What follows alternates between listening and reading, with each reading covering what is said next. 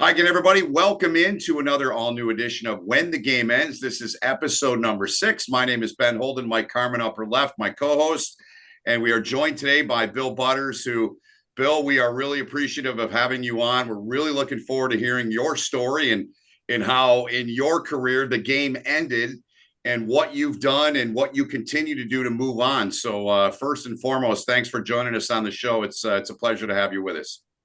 Well, at my age, it's a pleasure to be asked to do anything. So I'm real honored to be here. Yeah. Well, I'm going to let Carmi kind of start here. You guys have a connect. You're both former Gophers, and Right. being around college hockey all the years I have, I know how much that means. So, Carmi, I'll let you kind of start here for the first few questions, man. And first of all, we won't hold it against you, Benny, because we know you're a Michigan State guy, so we'll let that slide. But no, Okay. yeah, I guess my connection with Billy started back in college when I was at the U, and part of what we'll get into today is talking about what Billy does now, and one of the many things you do is going around to the various college hockey teams and hosting a Bible study.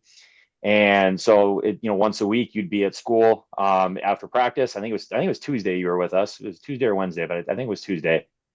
And there would be a group of us that would sit down and talk. And um, you know, I myself I was raised Lutheran, Christian Lutheran, and kind of at that point in life, not really going to church a lot or doing that type of thing. But I really enjoyed talking to Billy and getting to hear what you had to say, and just everything like putting in perspective for us at that point in time. Because as Billy, and have alluded to, like playing hockey at that level is a great experience, and there's a lot of distractions, and just to kind of recenter yourself every week, it was a really positive experience for me.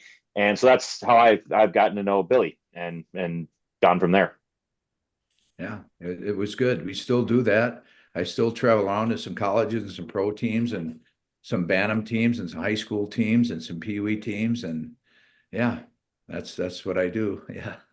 Like I said, you stay very, very busy. The other area I think I typically have seen you at is the breakfast of teammates that you host during the Minnesota High School hockey tournament. And I've been invited by Dan Bendel, who I used to coach his kid every year for that. The last couple of years I've been out of town and haven't been able to attend, which is a bummer, because I've always enjoyed listening to you speak about everything. And it's a really great event. And Benny, I mean, this isn't like when we say breakfast of teammates, it sounds like a small deal. I mean, you may as well be at a 400, 500 person wedding. I mean, it's in a Wow. massive space, and the turnout is incredible, and the names and the hockey connections there are really, really fun to be around. Yeah. So, Bill, I'm curious, kind of walk us through that. We're going to jump around to a lot of different areas of your life and your career and what you're doing. And I read something earlier today. It was Tom Reed that initially got you involved in this. Is that correct? And if so, can you kind of walk us through how it all started, that phase of your life with the ministry? Yeah. Well, it happened, and I was a teammate of Tom's, and Tom was an NHL defenseman. I played with him with the North Stars, and yeah, I wasn't a great player, but my career was coming to an end. Lou Nanny was the general manager, and Glenn Sonmore was the coach, and it was kind of a funny kind of an ending, because both those guys are my dear friends, and Louis Glenn has passed away now, but Louis still is a dear friend. But I remember it's not like today when you have a meeting with the GM and the coach. It was me in one room, and in the room with Glenn and Louis, and the North Stars weren't doing very good at the time in the standings. Our team wasn't very good, and I was a defenseman, and I wasn't very good. And anyway, but Glenn loved me.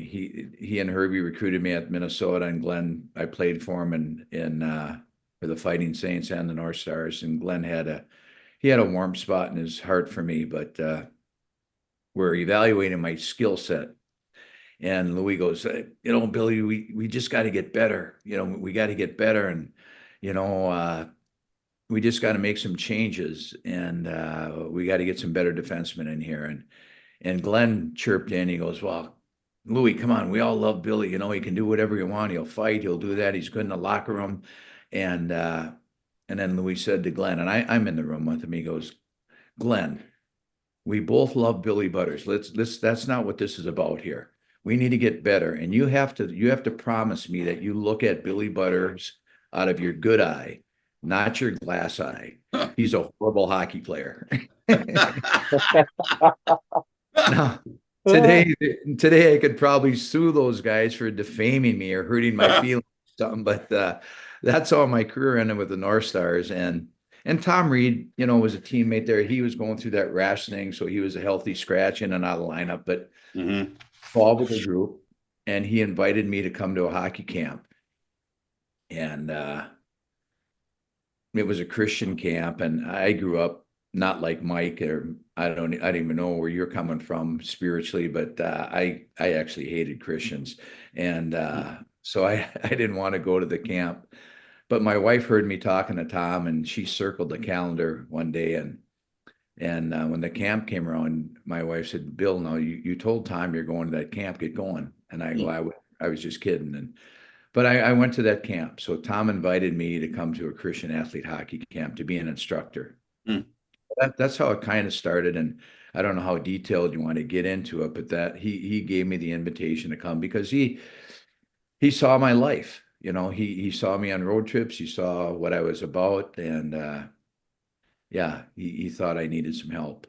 One of the things, Carmi, real quick, one of the things I saw that you had said was in this piece that I read, I think we both read the same thing, but it was, I'm not much of a Christian and I don't do anything I won't work for free. Is that true? And what changed? Like what changed for you, Billy, in that moment? Well, my wife, I've been married 51 years now. So when your wife hears something, and they circle the calendar, whether you're going or not, well, what happened was I said, Tom, I'm not a Christian, but I said, if I did go to the camp, how much would you pay me? Because pro hockey players, when they're asked to do a hockey camp, they get a fee, and some of them get a handsome fee, So I'm thinking, I could maybe make some money even if I didn't believe in it. And he goes, well, it's a Christian camp and we want everybody to volunteer. And I go, that's another reason I hate Christians. They pass that big plate on Sunday, and somebody's getting rich because they have all these volunteers that never get paid. Billy, I want to touch on that real quick too, because I feel like I know quite a bit of your story, but even in just, preparing for this, I definitely learned some new things too. And I've heard you say that so many times about hating Christians growing up. And I guess I either had never heard you speak to that specifically, but I did see an interview that you did, and you told a story about what started that for you, and it involved going when you went to church with your mom. If you wouldn't mind kind of sharing that with us, because I think it's a very unique perspective about why you felt that way. Yeah. Well, my mom and my dad split up when I was 4 years old, and that's a big blow to a kid. Everyone today's psychiatrists and everybody say, divorce doesn't mean anything. Kids are resilient; they'll get over it. That's not true in my estimation. And my mother got divorced when I was 4. I had 2 older sisters, and my dad remarried another woman, and they had 4 boys. But my mom thought, well, I better have a father figure. So my mom was married and divorced quite a few times, and in fact 6. And then she goes, well, maybe I'll bring my kids to church. And when we walked to the church, I just saw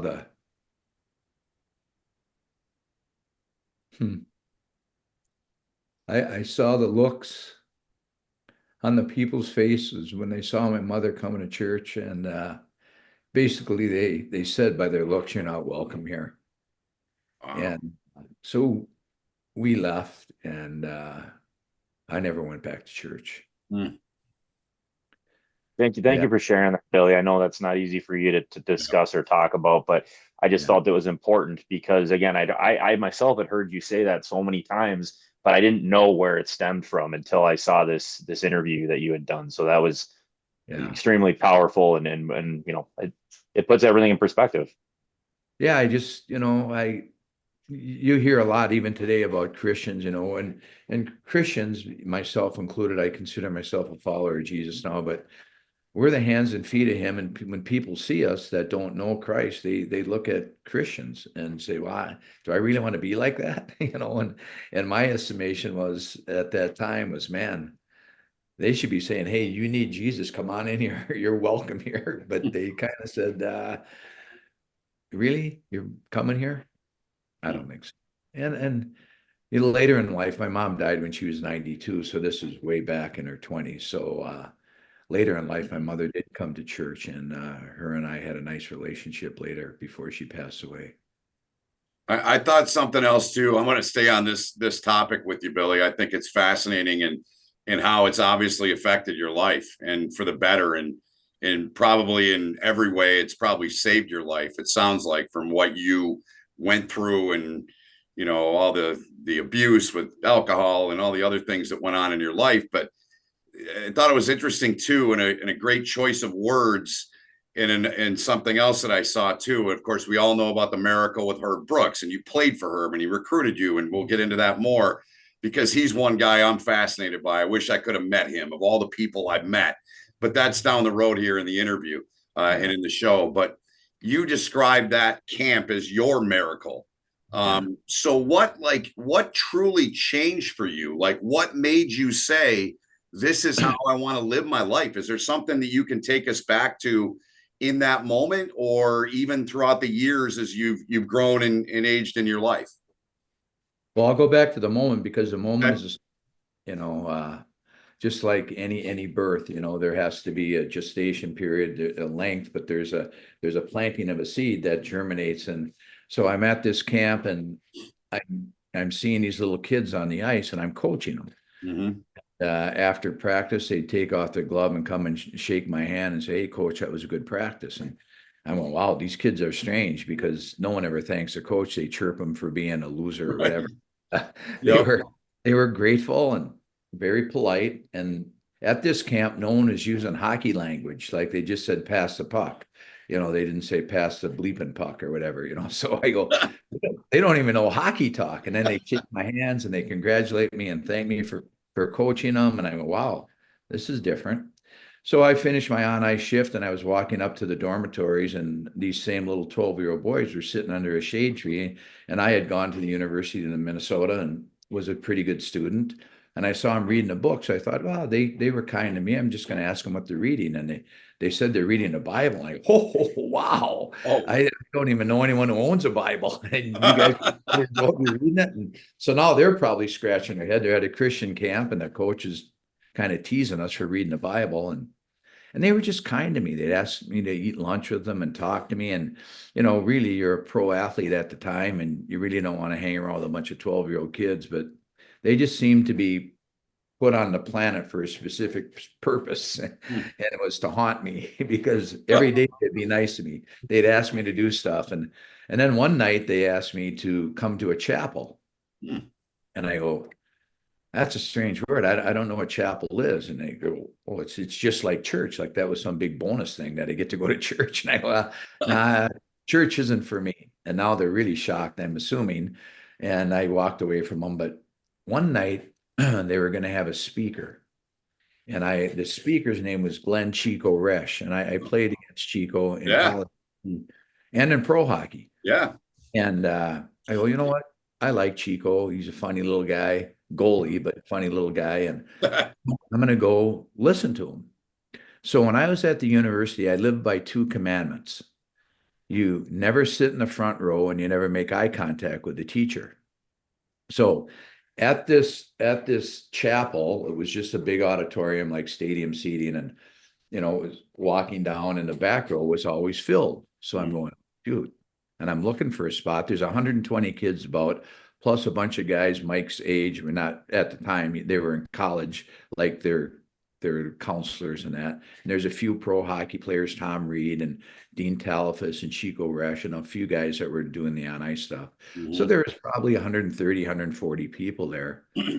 And so I'm walking down, and the only seat that's available for me to sit is in the front row. And I whispered to myself, oh, shoot, I'm breaking the first commandments. I'm sitting in the front row. So I'm sitting there, and they have a young youth pastor. I don't know what a youth pastor was, but a young guy with a guitar. And he was singing these songs, and the kids are all jacked up. They're all fired up. And so he was getting around to the song that they sang every night, I guess. And he goes, okay, kids, you've been singing this all week. This is a Wednesday night. So they've been singing it Sunday, Monday, Tuesday, now Wednesday. He goes, hey, Group A, you're over here in Group B. Don't let Group B beat you, Group A. Come on, you're the one. So ready? And he starts humming his guitar and he goes, the Group A stood up first and they screamed, we love Jesus. Yes, we do. We love Jesus. How about you? Then they sat down, then Group B stood up and they said it louder. We love Jesus. Yes, we do. Back and forth, back and forth. And it sounded like an old Bud Light commercial, but then all of a sudden they all yelled, we won. And I go, you won? You're a bunch of losers. I go, you're 12 years old and you're talking about Jesus. Who loves Jesus? Who loves Jesus? Well, the singer broke his guitar string in the middle of this. So now he's not like a hockey guy with a spare stick or anything. He's reaching around for, I'm going, this guy's stiff. He's got all these kids and his guitar is broken. But he reaches in his pocket and he restrings his guitar. And while he's restringing his guitar, he's looking at me because I'm right in the front row. And I'm going, hey, don't break the second commandment. Don't look at the teacher. Come on. So I just turned my head and I was just looking at the kids and he was just staring at me. And you know how when someone stares at you, can feel them just looking at you. So I look at the dude, and this is in 1980. So this is probably going to be a strange comment, but he flicks his eyebrows at me. Now I'm new to being in this type of setting, and I don't know if this is a Christian thing or what, but I never had a guy as a 30-year-old pro athlete, pretty ripped up at the time, and having a guy flick his eyebrows at me. But I go, maybe it's a Christian thing. Once in your life, flick back your eyebrows. So I flick back my eyebrows at him, and now we have this little spiritual bond, but only he knows about it. And all these kids are ready. And he starts strumming on his guitar, and now it's all tuned up, and he sings, oh, Billy, do you love Jesus?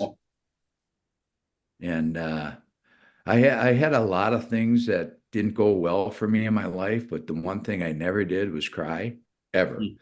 And I'd been beat up badly and had some things happen that were kind of sad, but I never cried. And for the first time in my life, I just started crying, not like sobbing, like just tears, but just blubbering like a little baby. And he knew that right away when I didn't respond. And all these kids are looking at me and they're waiting for an answer for this big, tough hockey player. And nothing came out but was tears and snot. And Tom was sitting next to me. And he said, oh, yes, I love Jesus. And the music leader said, tell me why you love Jesus. And Tom responded, because he first loved me. And then all the kids stood up. And if you've never heard 120 boys sing, you're missing something. Wow. They said, oh, how we love Jesus. Oh, how we love Jesus. Oh, how we love Jesus. Because he first loved me. And it was just so beautiful. And all I could do was sob. And they went on, they sang some other songs. I was just trying to compose myself. I never have been so emotionally distraught in my life. I didn't know what was happening to me. And then they got up and they were going to introduce the goalie, Chico. But this guy started talking about in the NHL, they have a rule. It's called Rule 27. And it says if a goaltender receives a penalty, he doesn't have to sit in the penalty box. The coach picks someone and that player serves his penalty for him. And he said, as a hockey player, we've all tripped someone and we've cross-checked some or did something, and we sit in the penalty box. We serve our penalty, but not a goalie. The goalie never has to go to the penalty box, and he can do whatever he wants, and he never serves his penalty. And I go, that's right. I've served a lot of minutes in the penalty box, and I didn't even realize this at the time, but it's called the sin bin. Yeah. And the sin bin is where I spent a lot of time. And so I knew about this. And if they get a power play goal, the walk of shame, they come over, the coaches yelling at you. If you're a guy like me, when you're in the opposing team, they spit at you, they throw beer at you, they tell you how bad your mother is, your wife is, your girlfriend is, whatever it may be. They Yep. let you know how bad of a human being you are. It's a bad place to be in the sin bin. But the goalie doesn't have to go. The coach picks someone. And I go, yeah, that is so unfair. And he said, isn't that just like Christianity? Now I'm going, we're hold a time out. What's this guy talking about? He goes, I'm thinking Christianity is you got to give all your money to the church. You can't swear, you can't drink, you can't smoke, you can't dance with girls, you can't do this. You have to help old ladies across the street. You got to be kind to people. I'm going, what is this? And it says, no, that you have a heavenly father. And I'm scratching myself. I got a heavenly father. I don't even have an earthly father, but I have a heavenly father who loves me so much that he sent his only son, Jesus, to go to the penalty box. And he's not the sixth defenseman or the fourth line right winger. He's the greatest of all time. He's the GOAT. He went to the penalty box to serve my penalty, not 85 feet from the bench. But then he goes like this. But the cross at Calvary. God put his own son in the penalty box so I could stay in the game. And for the first time in my life, I'm thinking, wow, I've had a lot of sin in my life. And I didn't tell you all the sins that I had committed, but I had committed many. And man, it was looking bleak for me. But he said, I had a heavenly father. So I'm just trying to get out of that night. My mind's racing. First, I'm crying, singing about Jesus and listening to kids. And now I hear about sinfulness and I should be in the penalty box, but God put his son there. And I'm just trying to sneak out of the building. A little 12-year-old boy grabs my sweatshirt and goes, hey, coach, can you come up and just talk to us? And I go, well, just talk to us. You're a hockey guy, you know. So because I was a pro hockey player at the time, they combined two groups. Now we have 16 12-year-old boys in a dorm room that has no air conditioning. And even though they have showers, their mommies aren't there to tell them to shower. So it was pretty rank in that room. And I was real uncomfortable. And I was hoping they weren't going to ask me anything about church because I didn't know anything or the Bible. And they said, hey, coach, how many goals did you score in the NHL? And I go, one. But it was against Tony Esposito. He was the greatest goalie of all time. And they said, some of the people here say you're a tough guy and you're in a lot of fights. And I go, yeah. And he goes, but how many fights did you win? I said, well, I was in 102 fights, but I only won 2. So my hockey resume kind of sucked. And so I'm trying to communicate with these kids, trying to talk about hockey. And then the one guy goes, you know, coach, I'm just going to tell you something. It doesn't take any toughness to use bad language. It doesn't take any toughness to drop your gloves and fight someone or hit someone or cross-check someone with your stick. In fact, it takes real toughness to love people that don't even love you and to forgive people that have hurt you.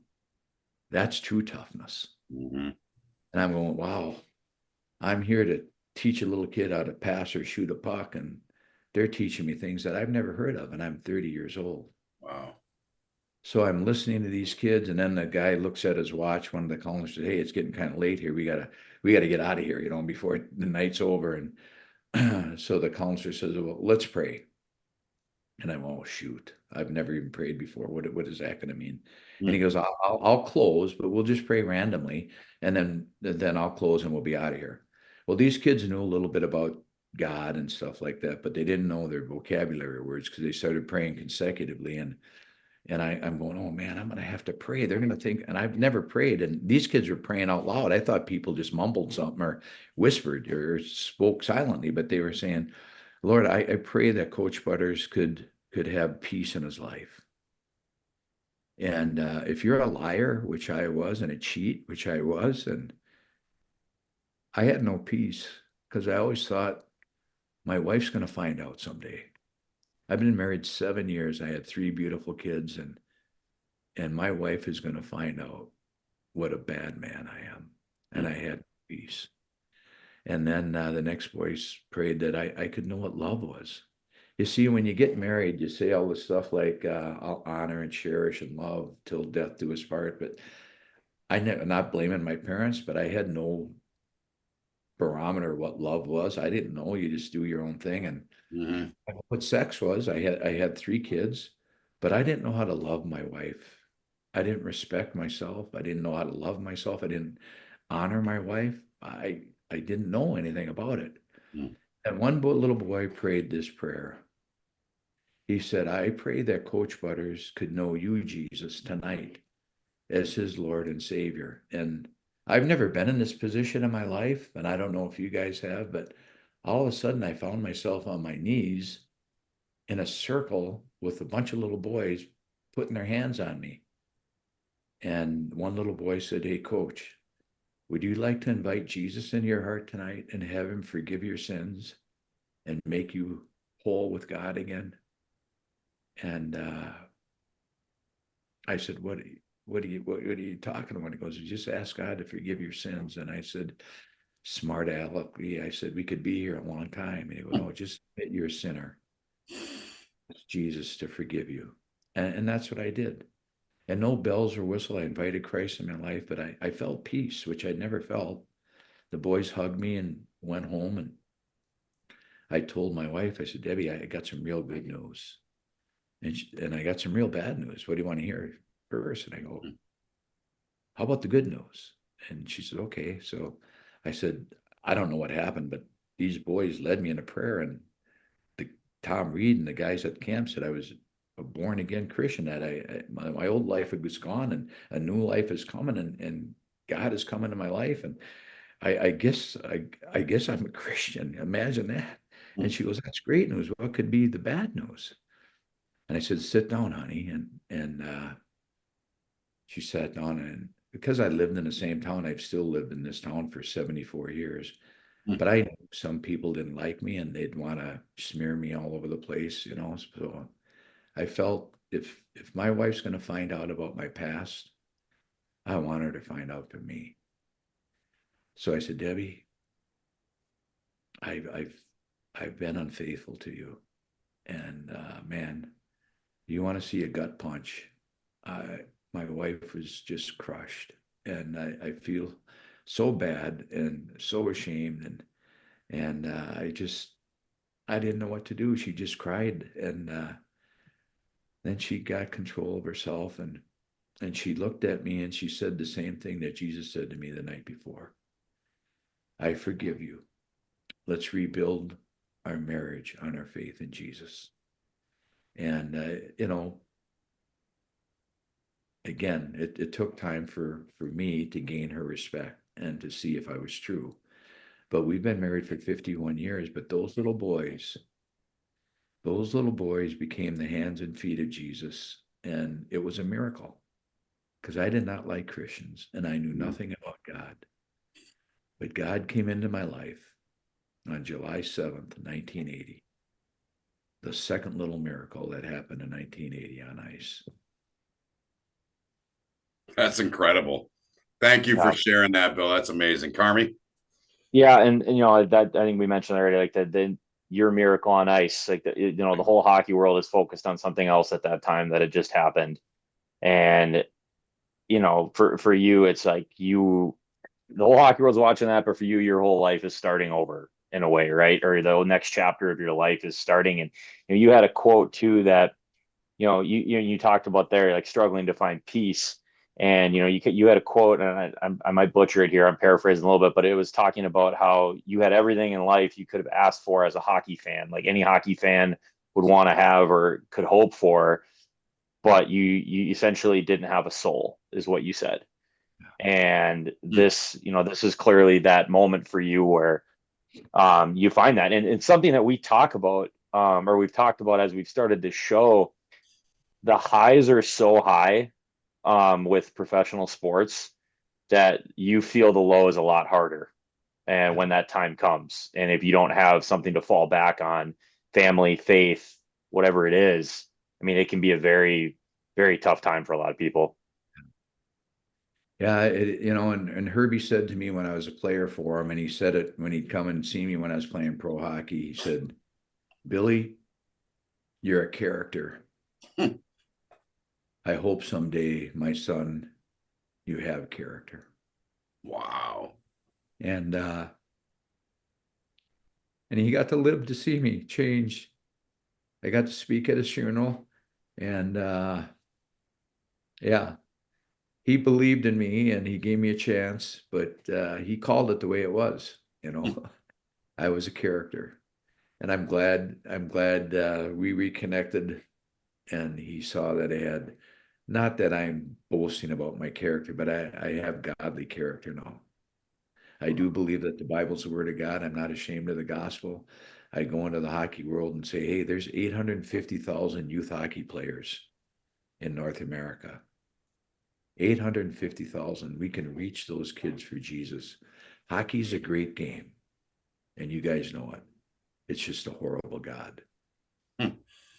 So, Billy, I'm curious. So, like, you shared what you went through as a kid, and you mentioned you didn't really have a father figure.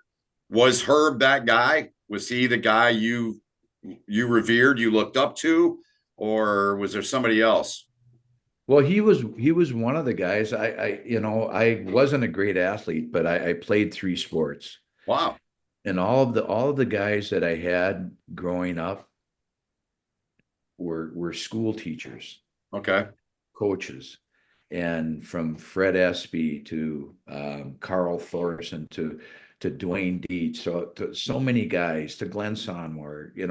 These guys invested in me and other guys like me, and you know they were hard on me. They it wasn't like, oh, everybody gets a trophy. You got to work hard. You got to go. You got to play. You got to play. Sometimes you're not good enough. You get benched. That's okay. Keep playing.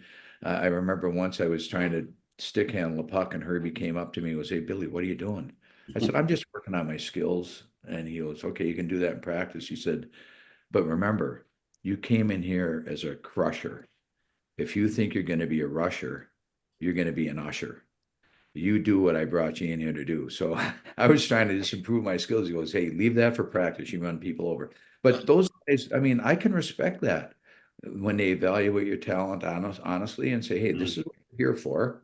Do it. And so many guys invested in me, and I don't know if Mike, you know this, but I wanted to be a pro baseball player. And then my second sport was football.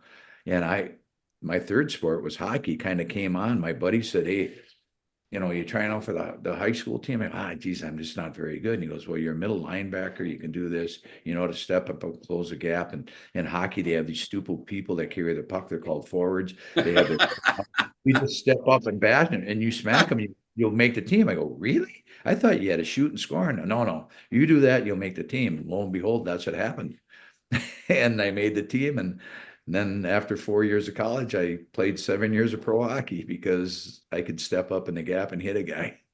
Wow. Yeah, and I'm glad you brought that story up, because that was literally where I was going with my next question, was the story about these stupid guys called forwards, and I just step up and hit them.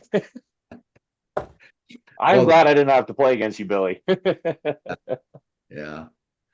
So, but that was, and Herbie, I would say Herbie was a guy that I looked up to, because you knew when you talked to Herbie, it wasn't going to be fluff. It wasn't going to be blowing smoke up your rear end. It was going to be real straight facts. When I played for the North Stars, he and I remember his son Danny came with him, and Danny was just a little boy at the time, and I didn't play much. I was a sixth defenseman for the North Stars, and it was just kind of an add-on, and I didn't get a lot of playing time. But Herbie was, Billy, you're getting fat. Come on, no wonder you're not playing. And like most guys, hey, it's good to see you. Congratulations with the home team, pro team. He just said, you look like you're getting fat. And I go, oh, shoot, there's my coach telling me what I am not doing right again. But that's what I loved about him. And I think most people that knew Herbie knew that there wasn't going to be any smoke. It was just going to be, this is what you are, do it, and you'll make the team. If you don't, you won't. And that's something I've always appreciated, is having, a coach like that. The ones that are straight shooters are always the ones that have had the biggest impact, and I've enjoyed playing for the most. Like, you may not always like what they have to say. Like, it might hit you, like you said, it might hit you hard once in a while, but you need that.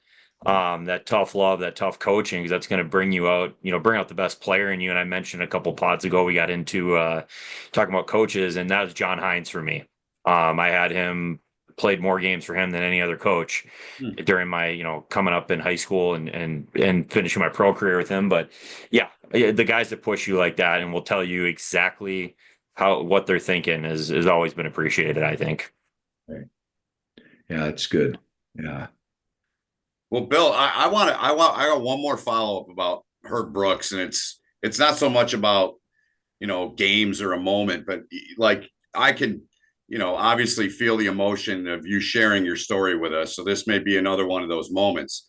But like when you talked a little bit about like Herb seeing you get your life turned around, is there anything from those years when he saw that's still with you today, like how proud that made you feel? It had to make you incredibly proud to have a guy like that be in your corner and give you the opportunity he gave you.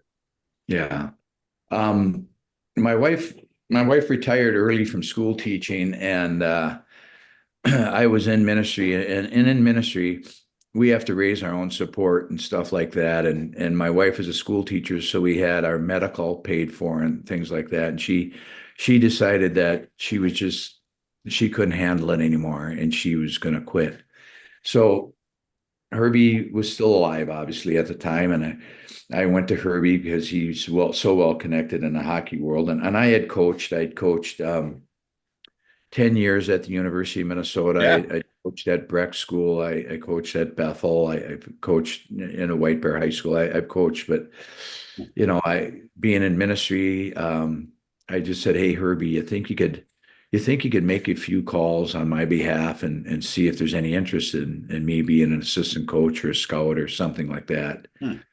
And he said, "Billy, I think you are right where God wants you to be, and I will help you. I will help you get funded."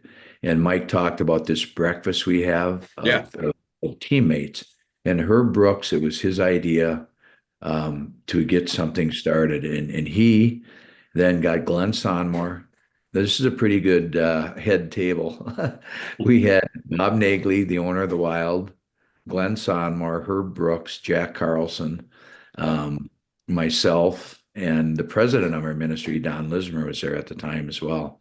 And so that was our head table. And Herbie actually preached from Romans 5. And he even said, "Wow, I'm up here preaching. I got the Bible in my hand." So Wow. It was that was a day that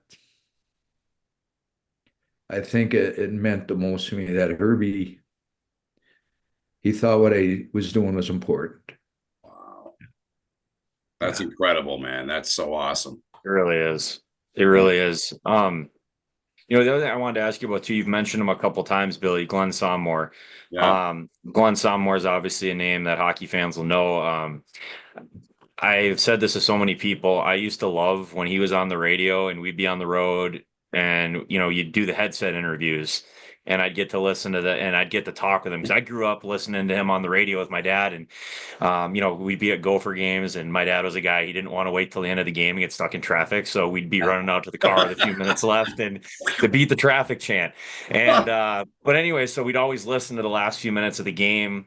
And then the post game. And so I just was curious, like, your relationship with Glenn, like I only knew him as an announcer. I'd love to hear more about him as what he was like as a coach and a mentor.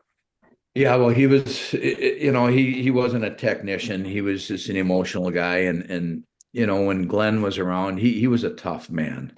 He was a tough man, but he loved life and he was so positive and he was so upbeat. We used to, when we'd be driving from the airport, he'd always have a hockey news. And when he was a player, he lost his eye. He got a deflection in his eye. And so he had a glass eye. Ooh. So we always, he'd be in the front of the bus like coaches always do, and we'd get a match and go, "Hey, Glenn, you got any hot news in there? Who's getting traded?" And he goes, "Yeah, we got some hot news here." And he couldn't see, so we'd light the paper on fire, and the paper would start going. He'd put it down, stamp on it, and he'd go, "Oh, you guys, But so then, but as a coach, I mean, he always had 5 or 6 real good guys, and then he had some tough guys. I mean, we had a real tough team with the Fighting Saints, and we had tough guys, and that's what Glenn liked. But he knew you had to win, so we always had guys like Shaky Walton or Dave Keon, Wayne Conley, Teddy Hampson. We had old guys that could score and do stuff, but we always had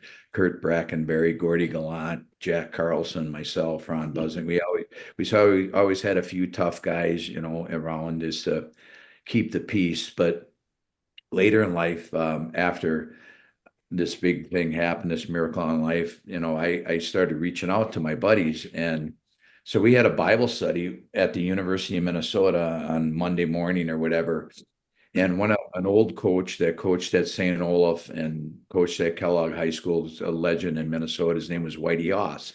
Now, Whitey Oss grew up in the church. I don't think he ever said a bad word or unkind word in his whole life. And he was leading our little Bible study. But I said to him, I said, "Now, Whitey, I want you to lead, but we're going to have some guys in there that aren't like your church Bible study.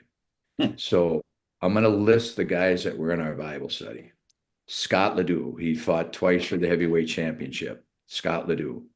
Jack Carlson, the toughest guy that ever played hockey. Yeah. Glenn Sonmore. Now, Glenn had an outreach. He was a big AA guy, so he always wanted to help guys. So he brought in Link Gates. Remember that name? I do. The missing link. San Jose. Yeah. So Yeah, we got I remember him. Jack Carlson, Scott Ledoux, Glenn Sonmore, Bill Butters, the missing link. We're sitting around this table, and Whitey decided to go to the Sermon on the Mount. And he's reading one of the passages. Glenn's got this kind of new Bible, and it's a big, thick one. And it's got cardboard covers. So Whitey's reading, he goes, "The law of Moses says, 'Thou shalt not murder.' But I tell you, if you have anger in your heart, you've already murdered that person." And Glenn's, I don't know if this Bible study's for me. That Jacques Demers, little Frenchman, I just hate that guy. I'd like to wring his neck. Just seeing him, I'd just like to kill him. I go, Glenn, settle down. So the next one just happens to be the law of Moses says, "Thou shalt not commit adultery." However, if you look at a woman lustfully, you've already committed adultery with her in your heart. Therefore, go and gouge out your eye. With that, Glenn stands up. Boom, he slams his big cardboard hard-covered Bible together, makes a big loud cannonball, and Glenn goes, "That's it. I lost one bleeping eye to a bleeping hockey game. I'm not losing my good peeper to a Bible study. I'm out of here." Now, physically, I have to grab Glenn by the shoulders and pull him down. And Whitey, bless his soul, he's gone to be with the Lord too, but he put up his Bible when Glenn started going on a tirade. He put up his Bible like a shield, like to deflect all the F-bombs. I don't know if we could win a theological debate, but I'll tell you what, I think we had the toughest Bible study ever assembled on the planet. That's incredible, man. That is amazing. I want to follow up with that because I want to hear a little bit about the WHA, man. You said you were in 102 fights, and this is the first time I've met you. I'm pretty sure you were telling the truth. Were you honestly 2 and 100 in those fights? Probably. I mean, I'm 5'9" with my hands in the air. If you ask Jack, I'm 5'6", and he won every one of his fights. Yeah, it's so playing in that league, man. What was like? I want to hear some of that. Like what you guys, whether it was travel or how little money you made, or like tell us a little bit about playing in that league in that era of hockey. It was obviously a completely different world back then. I want to hear about that, Billy, if you don't mind. Here's how I got started. I signed with the Toronto Maple Leafs out of college. Okay. And my NHL signing bonus was $18,000. My minor league salary, the top minor league for the Toronto Maple Leafs, I made $15,000. My NHL salary was $22,500. And the WHA had started already, and they took Bobby Hull and Gordie Howe and Derek Sanderson and Pat Stapleton and Glenn. They just got a bunch of big old name players, and they became millionaires. Yep. NHL back then had a 20-year-old draft. So, and then they had kind of a monopoly. So the WHA started and they signed all these older, great players, icons in hockey. And then they said, let's start drafting kids at 17. So they took Mark Messier, Dennis Sobchuk, Wayne Gretzky, Yeah. Rob Ramage, Kenny Lisman. They had all these young, great players, and they had all these old superstars. And then they had to fill in their lineups with average players, or in Glenn's eyes, get the toughest guys you can and fill it. So Mike Shaky Walton played center between Paul Holmgren and Jack Carlson. Okay. And he had like in a bubble wrap around him. No one ever touched him. Yeah. But that's what the WHA was. But the NHL, I mean, when my brother died when I was in the minor leagues with the Toronto Maple Leafs, and we had a real tough team at that time. I was third on our team in 32 games. It was right around Christmas time when my brother died. I was third on our team in 32 games. I had 192 minutes in penalties. 32 games. Now, the top guy was a guy by the name of Tiger Williams. Yeah. And he had like 250 in 32. Wow. So I was out, but I mean, that's what the Leafs did, because they haven't won a Stanley Cup since '67. But Philadelphia came on in the '70s, had the Broad Street Bullies, and they just had great players, but then they had a bunch of tough guys. So Toronto, when they signed guys like me, they just went through the penalty minutes and they signed college guys that were free agents. And then the toughest guys got sent to the minors. So we had this real good minor league tough team. But they were, so Glenn, when I came home to my brother's funeral, said, "Hey, how's it going?" I go, "Well, I don't know if I'm going to be buried here. I'm an American. They don't have many Americans in the Toronto farm team or in their organization. I don't know." He goes, "How about if you come and play for the Fighting Saints? We'll pay you $45,000. That was double what I would have made in the NHL. But the bad thing, UHA, they could tell you whatever they wanted to pay you. They just didn't pay you. Oh boy. But it was fun. We had great guys. We had Mike Antonovich and Henry Busha. I mean, two of the greatest Minnesota hockey players. Yeah. We had Dave Keon and Pie Face McKenzie and Shaky Walton, and Lefty Curran was a great goalie, and John Garrett. We had a real good team. We had some real characters too. And that's interesting too, is that you Go ahead, no, I think, most people, if you're a hockey fan listening to this, who Jack Carlson is. Yep. But for, I know I have buddies I know that do listen to this who aren't big hockey guys, but they know what the movie Slapshot is. Uh-huh. And they, what a lot of people don't realize is that's based after is I know there's a couple of Carls. Is it Jack and Jeff are the two Carlson brothers, and then it's Dave Hansen? Yeah. Well, no, there's three Carlson brothers. Stevie. And Steve's the other one, right? That's right. Yeah. Steve, Jeff, and Jack, and Jack played the most in the NHL, and he was the heavyweight champion of the world. I mean, he was good, and then Dave Hansen was a Minneapolis kid, and he played for the Saints as well. Yeah. And he was a tough guy. He played for Detroit, and then we had, there's a guy by the name of Jimmy Boo. There's a lot of tough guys that played in Johnstown. But when the movie Slapshot was being made, Jack wasn't available because the Hartford Whalers, New England Whalers, were in the playoffs at the time. So they got Dave Hansen to be Jack, and they called him the Hansen brothers. And then Killer Carlson was killed. Jack or Dave, his name was Killer Hansen, but they called him Killer Carlson in the movie. So they flip-flop last names. Yeah, it's funny. I again, I'm a hockey kid from Minnesota. Like, I've obviously seen Slapshot a million times, and I played with Dave's son Christian, in Hershey, and they came in, the three of those goofballs, and did a huge skit before one of the games. Full wigs and everything, and not only was it hilarious, I didn't realize how big those guys are in real life. Yeah, they're pretty big dudes. Yeah, but it was hockey very players cool. That big, yeah. Yeah, for sure. So another aspect that I want to ask you about is, I know you coached at the U from 85 to 95.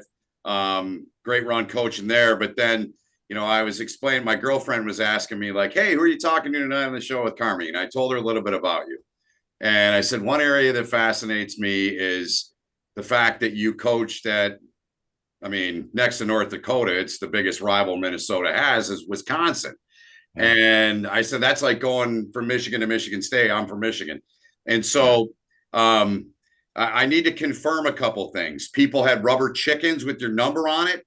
And is it true that Badger Bob's wife tracked you down one time at a game? Well, back in where they played in Dane County Coliseum, Yeah. they had rubber mats put, and you'd walk, and you have to walk a little down to your locker room. And I had hurt one of their players or whatever, and she always had a cowbell, and she walked from the time I got down to out of the gate all the way down, ringing a cowbell in at me. Yeah, the rubber chickens were kind of cool because they had a rubber chicken on the ends of the slide of the trombones. Okay. They had my number on the rubber chicken.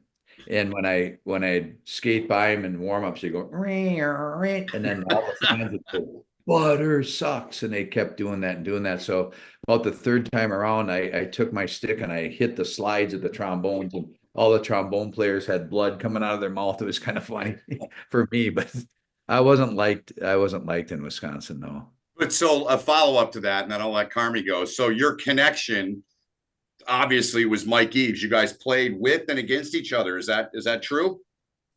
Played with him with the North Stars. He's a bit Okay. younger, so I never played against him in college hockey. Right. When he was with the North Stars, I remember this. There was a big fight on the ice, and we were playing Edmonton's farm team, and I was in a fight, and Mike let his guy go, which is not good. Yeah. And the guy drilled me. And anyway, so that was many years prior. So when Mike gets a job down there, I'm working with Hockey Ministries doing chapels. So I called Mike and I said, "Mike, is there any chance that I could come down and do chapels and talk to your players who want to talk about Jesus?" And he goes, "I just don't know." And I go, "Mike, you owe me one chance. Remember when you let your guy go?" I go, "You owe me one." So he let me come down there and do chapel, and it started out pretty good. And then his assistant, Mark Osborne, or not Mark Osborne, but Mike Osiki. Yeah. Yeah, I know Oz. Went to Ohio State. Yeah. I remember when that happened. Yeah. So he had a void there, and I was down there, and then my wife had gotten sick at the time, and and I thought, hey, maybe God's opening a door down there. And so I went down and coached for a couple of years. While I went down, I had to take a physical, and everyone was so concerned because everyone said Billy Butters bled maroon and gold. But when I took my physical, I found out my blood was red. So you were good. My blood's red. These guys are lying to me all these years. My blood's not maroon and gold. That's awesome, man. That is a good one. That's good. I like that we just kind of how we do things. We jump around a lot. For me, I meant to mention this earlier, and I want to make sure I don't forget. And Ben, I don't want to cut you off. We're on the hockey talk here, but no, it's all good. Something that's always resonated with me, listening to your story and hearing you speak in person about everything. How honest you are, right? I mean, you admit, everything that happened, and you've owned up to that. But I think one of the most powerful things, and Ben, if you're ever fortunate enough to see Billy speak about this in person, is who's sitting front and center when you talk, Billy, and it's your wife. Oh, wow. And that is something that the first time I saw you speak publicly about this and seeing her sitting right there, it just goes to show that, what you've talked about, like the forgiveness that you received and how strong your marriage became, throughout all of that. And it's always something that's really been moving to me. Thanks. Yeah. She's, like I've told a lot of people, she put skin on Jesus. You can read about forgiveness, but when you crush someone as hard as I crushed her, and she can utter those words and then live it out, is real powerful. And I thank her every day. We pray together, and I just thank God that, I had the story how we met. It was before Title IX, and she was a cheerleader because girls couldn't play college sports. And she was a pretty good athlete, but I saw her on the rink skating at the old Mariucci. It was Williams Arena then. And I told one of my roommates, I told my roommate, I said, you see that girl I'm going to marry? He goes, you don't even know her. But I said, That's confidence. around, yeah, confidence, and probably would have been put in prison for stalking, but that's beside the Jeez. point. But I asked her to go out on a date, and she said, yeah, and we dated a few times, and then a couple months later, I said, what do you think about getting married? Like we didn't know each other hardly at all, and we got married 7 months after we met, and she didn't know anything about my past. I didn't know anything about her life, but and then, just, I mean, when I grew up, that's what I wanted. I wanted to become a school teacher and a coach, just like the guys that influenced me. And I really wanted to have a wife and a home. And I basically almost destroyed all of it. But yeah, the forgiveness that she offered me and the love that she still gives me is unbelievable. And thank you for saying that, Mike, because it's hard for her to hear this story once in a while, but we're in it together. And if it can help one or two other people that are struggling, I'll meet with a guy and she'll meet with his wife a lot of times. And unfortunately, some of the stuff that happened to me still goes on, and it shouldn't, but it does. And we're not there to judge them. We're just there to help them. Yeah, that's definitely, yeah. Again, I think that's a big part of the fact that she, is able to, again, it is, I'm sure, difficult at times for her to hear, even this many years later. Just that she stands right there for all of it by your side is really incredible. Now, on a little bit of a lighter note with her, you skipped over the part, and I heard about this, I read about this earlier, listened to it. Your first date story with her. I think you need to share that. Oh boy. She claimed it's our second or third date, but it was the first date.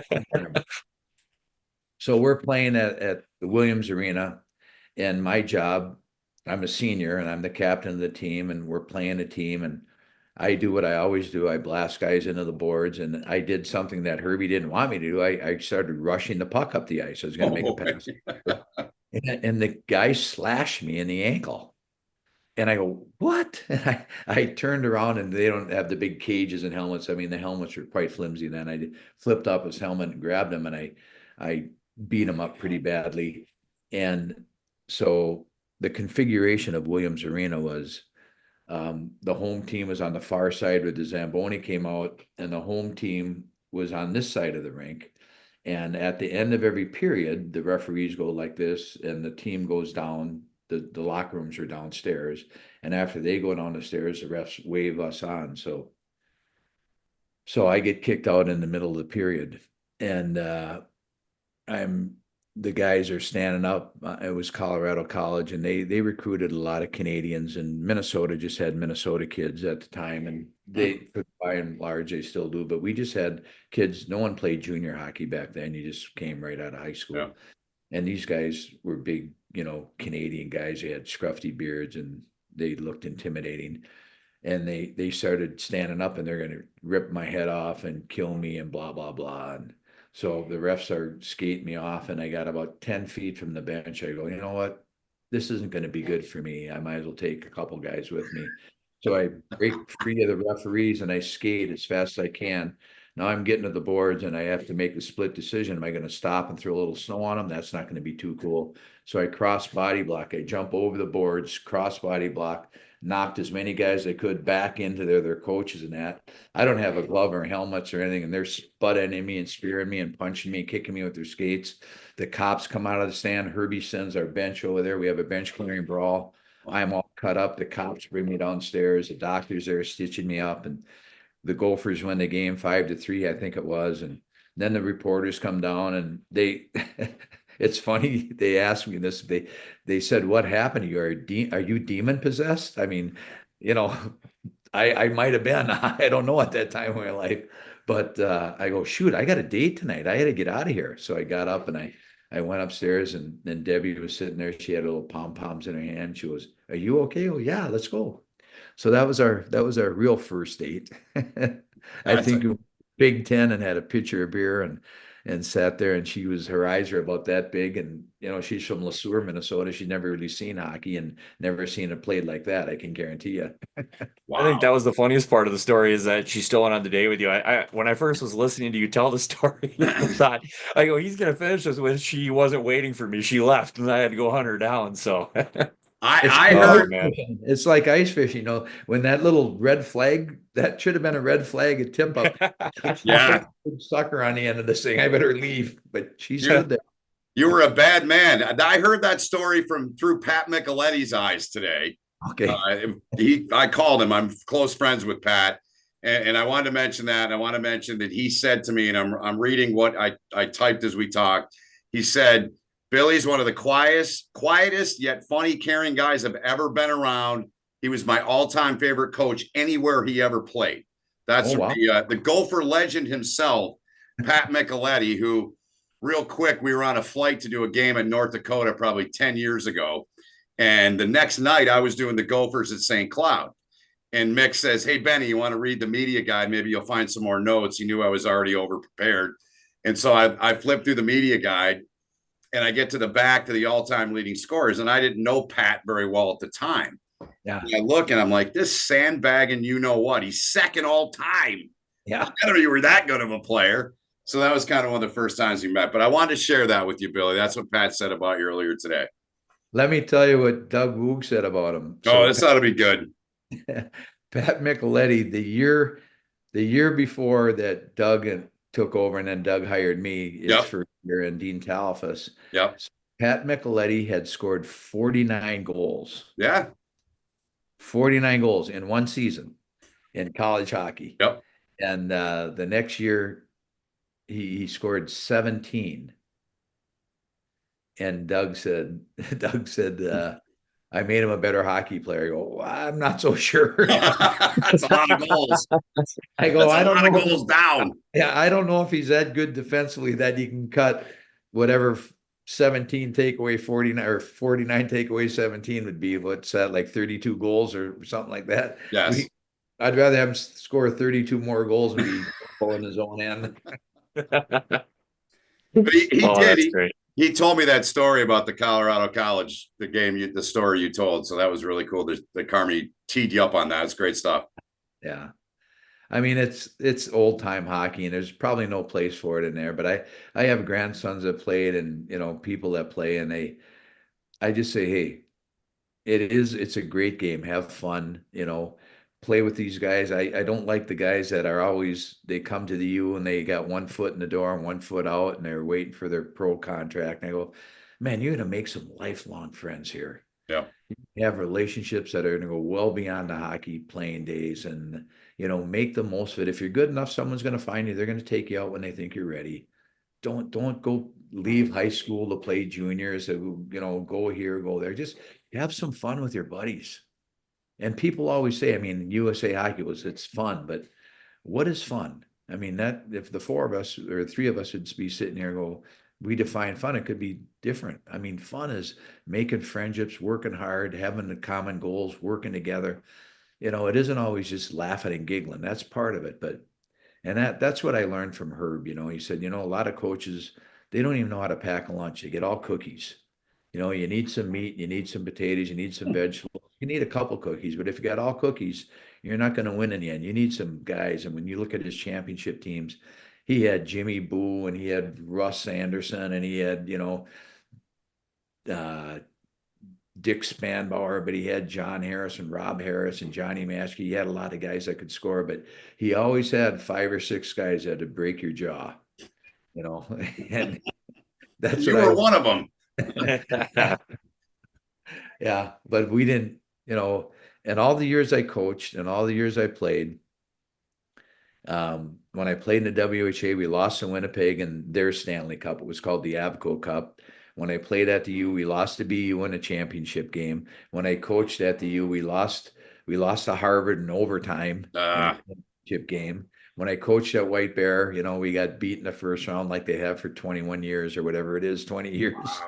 Wow. So I don't know about winning and losing, but I do know one thing.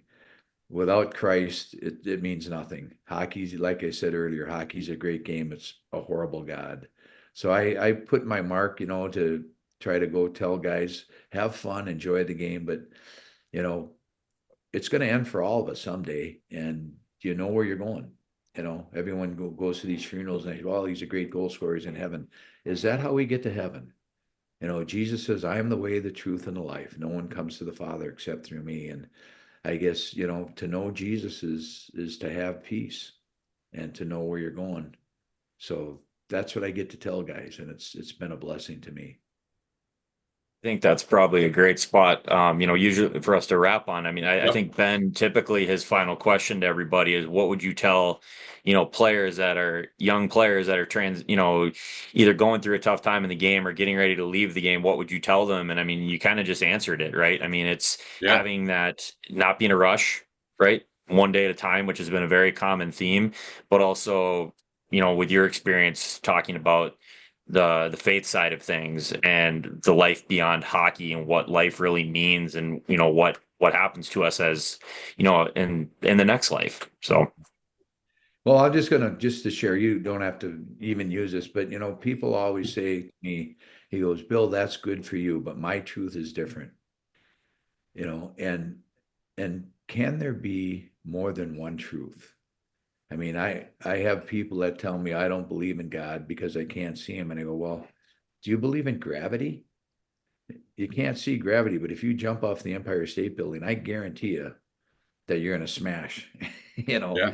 And I said, just look around, look at creation, look at the three of us. We're humans created in the image of God, but we have different personalities, different hair colors, different body types, whatever. But God loves everybody. It's not, Christianity is inclusive. Other religions aren't. God loved the whole world that he gave his only son, the whole world, 8 billion people. But we have to choose. I often tell guys, if you ever get a wedding invitation, it says RSVP. And God says, I love you. You're welcome into my kingdom. Do you want to come? RSVP. And most guys, even Canadian guys, don't know what RSVP stands for. It stands for respond, s'il vous plaît. Jesus says, respond to me. Do you love me? Do you love me back? And that's how you get to heaven, I think. Read the Bible. It's God's love letter to us. It isn't a rule book. Yeah. Awesome, man. Billy, this was great, man. We had, I mean, I could feel your truth, your honesty, your emotion. First time ever talking to you, and really appreciate you. And I appreciate your friendship with Carmi, because it's an extension of our show that we started doing. And thank you for coming on and doing this with us, man. I really appreciate it. It's been a joy. Thank you, guys. Good seeing you again, Mike. And nice meeting you, Ben. Yeah. You too. Carmi, thank you, Billy. Good? I'm all good. I appreciate the time, Billy. And sharing everything that you do, and I knew you would. We really appreciate it, because I know it's, it is very meaningful to you and powerful, and I wanted to get more people to hear it that haven't heard it already. So thank you for opening up about everything. Thanks so much. All right. No question about it. All right, that'll do it on episode number 6 of When the Game Ends. For Mike Carmen, Ben Holden, and our guest today, Billy Butters. Really appreciated it. Enjoyed the conversation. Like, subscribe, follow us on all our social media channels. We are going to be on Spotify soon. That's for my partner. We're getting that working, so we'll post that on socials as well. Thanks so much for watching episode 6 of When the Game Ends.